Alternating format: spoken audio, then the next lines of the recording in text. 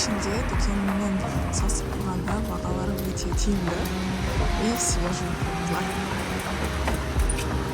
2021 жылы 21 ноябрьден бастап маска тағу керек деген in all closed places деп жазылған. Яғни барлық жабық дүкендерде, жабық машиналарда маска кию керек. Все осындай назар, двухэтажный. Фруктlar, картошкалар, барлығы бар, барлық жеміс-жидектер. Жаңғақтар, орешкалар. Бұл жаққа фермерлер тікелей келіп жатады. 200 келі қойып, осыны 1,5 мыңға көбейтсеңіздер, теңге шығар. Теңге қолдырақ кетпесе, максимум 1,5 мыңға дейін көбейеді. Ананас, мандарин, қазір мандариннің сезоны. Қыс болғасын. Адамдар жиі сататын. И қымбат болады, конечно.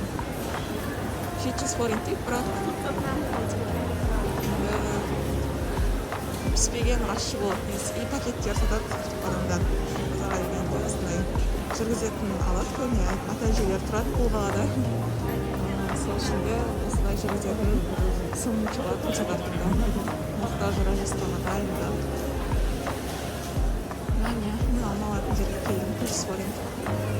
Осағайдан аламыз еді. Қауы өте көп.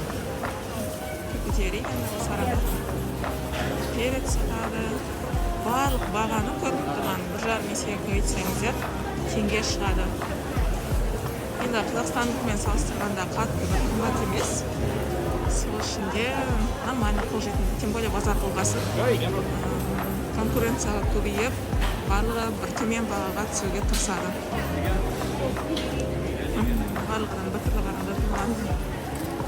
Бұған ештеңе емес.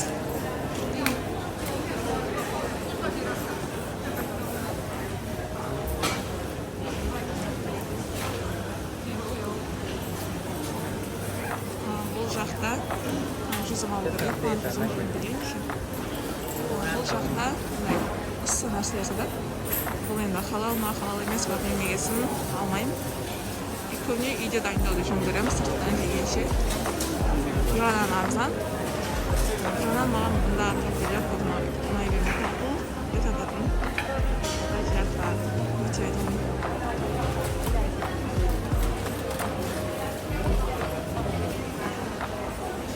Гүл, қарай қазір фрукт сататын жерге шығып кетеміз.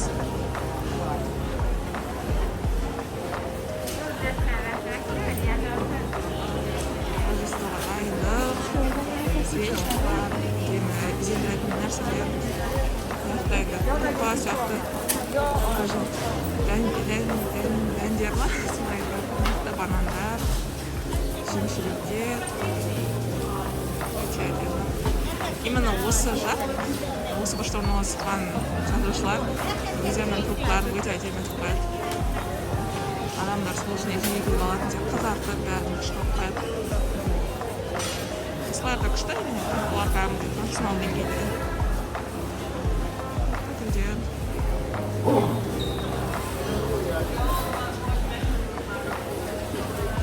Қытада күшті сатады адамдар. Бұл айтпақшы, бұл жерде бізде наличка ғана қолдана аламыз, басқа қолдана алмаймыз. Наличкадан басқа. И венгрша ғана сөйлейді. Но енді студенттер көп келетін болғасын, олар да түсінуге тырысады. Енді қазір біз екінші жаққа қарай көтеріп бара жатырмыз. Міне. Бұны көбісі жаңадан алып келген студенттерді алып келіп жатқан кезде бұл базар емес қой, кәдімгі дүкен сияқты деп современный базар екен деп келеді оларды. Қашыда қазір не бар екенін көретін боламыз. Бақшы бұл жерде тауықтың еті, шыққанның еті, сиырдың еті де сатылуы мүмкін, бірақ ешқайсысын алып көрген жоқпын. Себебі халал ма, халал емес па білмеймін. Бірақ басқа тауықтың еті болады. Екі жаққа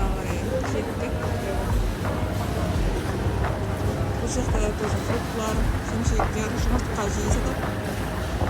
Жұмыртқа размері бойынша сол өздері қойып сата береді. 250 форинт мың штукта. 300, 350, 400, 450-ге дейін барады. 500 әлі түген жоқтың. Сақтандырылар. Кетер үшіншіліктер тиімді бағаға сатады. Орташаға негізі арзанырақ жасаған бойынша барлығы дей алмаймын, конечно. Жалпы салыстырғанда. Так, Асқабақ сезоны, Асқабақты достар. Осы ағайдан да келіп, фруктар алам, өте жақсы. Болғанда туралы айта алмаймын. Кейде қымбатқа сатады. Дәмін көрсең, мүлде басқаша болады. Ішінде кейбіреулеріне мүлде жыламаймын.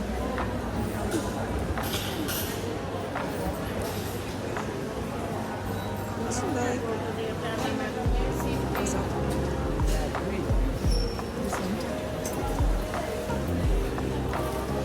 Мен түсінбейтін нәрселесін бар.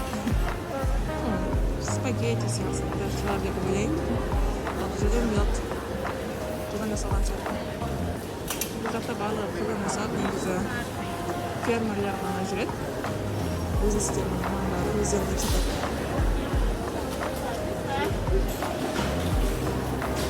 Байқасаңыздар, бізде үлкендер көп. Дәуретінде жастар емес. Үлкендер көп, студенттер көп жастар. Міне нақты 550-ге дейін барады екен.